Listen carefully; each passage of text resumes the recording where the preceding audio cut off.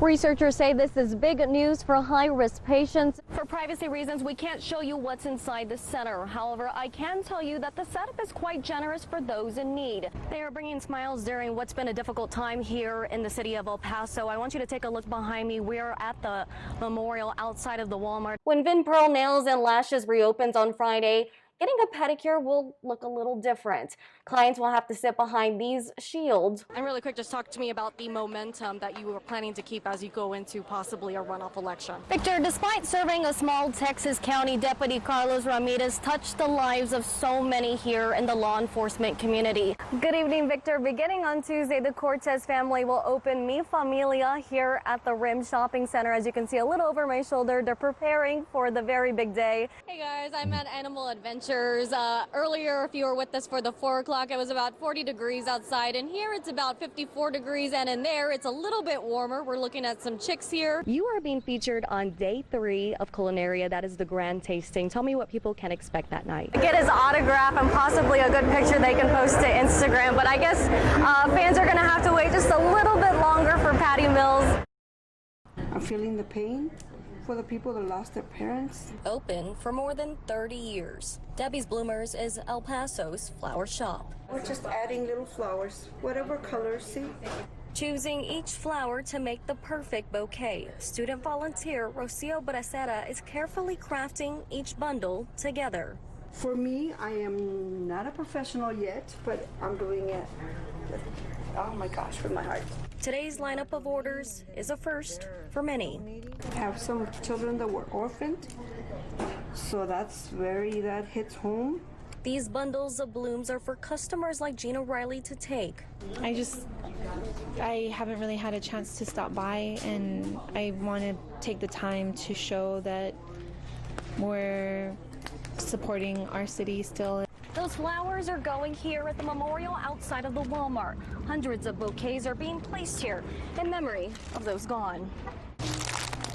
They asked what they could do for us, and they were able to arrange to have flowers donated. The flowers donated by the Texas State Florist Association. As quickly as the flowers arrive, the El Pasoans are taking them out the door. They were coming in as fast as we could make them. Yet the rush is worth it. And I think it's wonderful what they're doing. Giving everyone a chance to pay respects. So a lot of people want to take flowers, but they don't have the means. During a time when unity in El Paso is needed. Wanting to show that we care, my family and I. Because where flowers bloom, so does hope.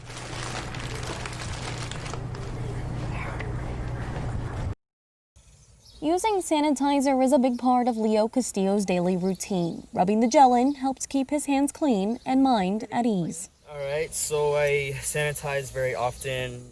Putting on a face covering is another way Leo stays safe. Once he wraps the strings around his ears and puts the mask in place, he is ready to grab his chair and take a seat.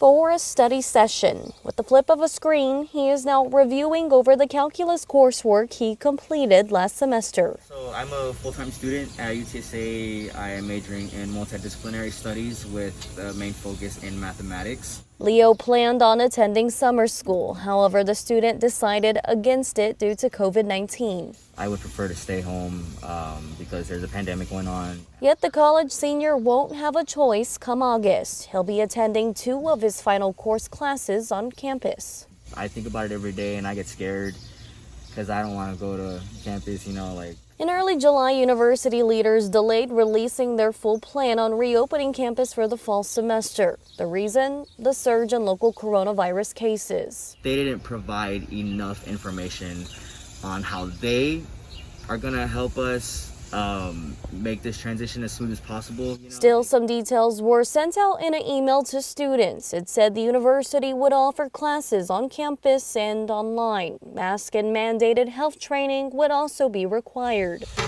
Leo says there is a simpler solution. Well, I personally believe that UTSA shouldn't open in general. I wish they would take that into consideration. He prefers classes to go completely online, not only to keep students safe, but in his case, the person he lives with alive. My mom has kind of a weak immune system, and she's at risk with the virus. For now, Leo is continuing to speak out until more details are released. Email them, sign petitions, which is what we've been doing. And just hoping that our voice is heard, you know, because no student wants to go to a campus where they automatically just feel unsafe, you know. Now, a full plan is expected to be released by UTSA on Wednesday. Then the university plans on hosting 2 virtual town halls to hear student feedback, all of which Leo says he plans on attending. Sarah Duran, Spectrum News. And tickles. If the walls inside the Larson's family home could talk, A squeeze? Can we have squeezes? they would tell you squeezes are often. It's the way this family of 3 shows gratitude for one another. You're the goodest one. I'm the goodest one. Every day, these hugs get a little tighter. Yeah. That's because Brett Larson is living with end-stage metastatic colorectal cancer. I was shocked. Honestly, it took a few days for me to even, I guess, really accept it. Colorectal cancer occurs when tumors form in the lining of the body's large intestine. Patients older than 50 are more vulnerable to this disease, yet Larson was only 31 when diagnosed in 2017. I started chemotherapy and radiation right away. First chemo, then surgery. At first it appeared successful, but the cancer later reappeared in his lungs. This time doctors told Larson it was terminal. It's one of those things that you think, why me? Why would this happen to us? It was hard. His wife Kylie says over time their hard hearts softened. Now the Larsons focus on the time spent together, not the time left. We find hope in being with each other. Even when they make a point to spend time apart. That's because Dr. Brett Larson spends a lot of his time here at University Hospital, working up to 80 hours a week as a second-year resident. Is this a typical day for you? Yep. Typical day. Right now, I mean, the biggest thing for me is just to keep working. Larson is on his way to become an anesthesiologist. We'll take good care of you, okay? Promise. Making the best out of a tough situation for work, family, and legacy. My goal is just to kind of make it as far as I can, I guess, and just save and just try to leave them with anything that I can. Especially for 4-year-old Leo. So that's kind of my motivation to keep going and seek out any type of treatment I can and just try to get, every extra day that I can. Instead of a countdown, the Larsons are making every day count.